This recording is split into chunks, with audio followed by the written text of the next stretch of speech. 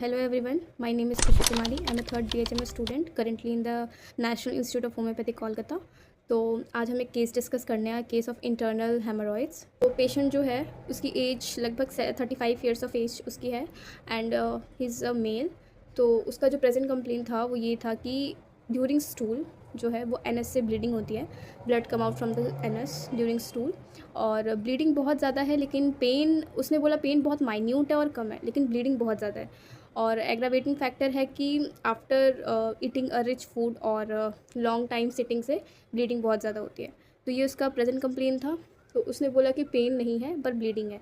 अब यहाँ पे लोग सोचेंगे कि पेन कम है पर ब्लीडिंग बहुत ज़्यादा है, तो देयर इज़ अ ब्लीडिंग।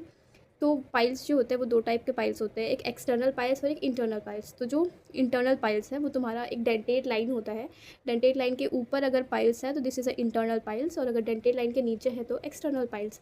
तो जो डेंटेट लाइन है उसके ऊपर यानी जो इंटरनल पाइल्स है ऑटोनॉमिक नर्व्स के थ्रू सप्लाई होता है, जिसमें पेन का सेंसेशन होता है वो बहुत कम होता है, इसलिए इंटरनल पाइल्स में ब्लीडिंग ज़्यादा होती है और पेन कम होता है। लेकिन वही अगर हम एक्सटर्नल पाइल्स देखें तो एक्सटर्नल पाइल्स में होता है सोमैटिक नर्व, जिसमें जो बहुत ज़्यादा सेंसिटिव होता है पेन के लिए, टच के लिए। तो एक्सटर्नल पाइल्स में बहुत ज़्यादा पेन होता है। This was the first complain of that patient. The second complain is joint pain. पहले वो डायग्नोज करवा के आ चुका था डॉक्टर से कि उसको रोमेटिक अर्थराइटिस है, ठीक है। तो ये सेकंड कंप्लेन। अब हम देखेंगे पास हिस्ट्री। तो पास हिस्ट्री में एज सच ऐसा कुछ नहीं है, but in case of family history भी एज सच कुछ नहीं है। लेकिन अगर हम पर्सनल हिस्ट्री में जाएंगे तो पर्सनल हिस्ट्री में जो पर्सन है उसको एडिक्शन है सिगरेट का, सिगरेट स्मोकिंग का, which is 3 to 4 times per day उसको है।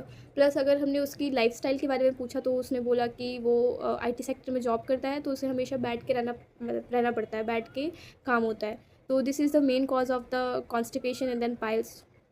तो ये हो गया। तो अब आते हैं उसके फिज़िकल जनरल्स में। तो हमने फिज़िकल जनरल्स में ये देखा कि वो हॉट पेशेंट है, एपेटाइट उसका मॉडरेट है बट कांट टॉलरेट हंगर। अगर उसको भूख लगी तो खाना ही पड़ेगा कुछ ना कुछ। और फिर उसके एवर्जन और इंटॉलरेंस देखेंगे तो रेड मीट है, रेड मीट से उसका एवर्जन भी है और इंटॉलरेंस भी है, उससे कॉन्स्टिपेशन होती है, फिर ब्लीडिंग होती है, ये है। पर थर्स्ट बहुत ज़्यादा है, मतलब थर्स्ट 3 लीटर्स पर डे वो पीता ही है पानी। तो थर्स्ट बहुत ज़्यादा है, पर्सपिरेशन ऑफेंसिव है एंड टंग में ऐसा कुछ सच नहीं है, बस जो इम्प्रिंट होता है टंग का वो है। उसके बाद उसमें स्लाइट येलोइश कोटिंग है और इम्प्रिंट है। तो this is a physical generals of that patient. Details लेंगे उस पेशेंट का। तो उस बहुत ज़्यादा एंगर था उसको, ठीक है, बहुत ईजिली एंगर हो जाता है उसको, और फियर ऑफ डॉग्स है, डिज़ायर कंपनी, और मेमोरी गुड है, ठीक है। तो ये सारे पेशेंट का केस है। तो अब सबसे डिफ़िकल्ट काम एक होम्योपैथ का पूरा हो चुका है, केस टेकिंग हो चुका है। अब हम करेंगे इसमें मेडिसिन प्रिस्क्रिप्शन, ठीक है। तो किसी भी मेडिसिन को प्रिस्क्राइब करने के लिए 3 सिम्टम होने चाहिए जो पेशेंट के डिजीज़ से मिलता जुलता हो और मेडिसिन से मिलता जुलता हो, उसके मिनिमम 3 सिम्टम होने चाहिए, ठीक है। तो इसमें जो मोस्ट स्ट्राइकिंग सिम्टम था कि जो हेमोरॉइड्स है उसमें ब्लीडिंग बहुत ज़्यादा है, फ्रेश ब्लड की ब्लीडिंग है, और ब्लीडिंग के साथ साथ जॉइंट पेन है, ठीक है। तो ये स्ट्राइकिंग सिम्टम है। उसके बाद ये 2 सिम्टम मिले, प्लस फिज़िकल जनरल में एज सच ऐसा कुछ नहीं था, बट एक चीज़ था कि उसको थर्स्ट बहुत ज़्यादा था, उसके बावजूद उसको पाइल्स हो रखा था, ठीक है। तो ये भी बहुत पिक्यूलियर है। तो हम 3 सिम्टम लिए हैं, दैट इज़ हेमोरॉइड्स जो है वो प्रोफ्यूज़ ब्लीडिंग हो रहा है उसमें, plus joint pain, plus thirst. तो अगर हम इन 3 चीज़ों को कंसिडर करेंगे तो हमें मेडिसिन दिखेगा हेमामिलिस वर्जियाना। तो इस पेशेंट को हेमामिलिस वर्जियाना 30 मिला है to excite the vital force और टू स्टॉप द ब्लीडिंग उसका जो प्रोफ्यूज़ हो रहा है उसको रोकने के लिए, और उसमें हेमामिलिस बहुत अच्छा काम करती हैं। तो ये रहा एक case of internal piles from commonest to rarest case में लेके आऊँगी।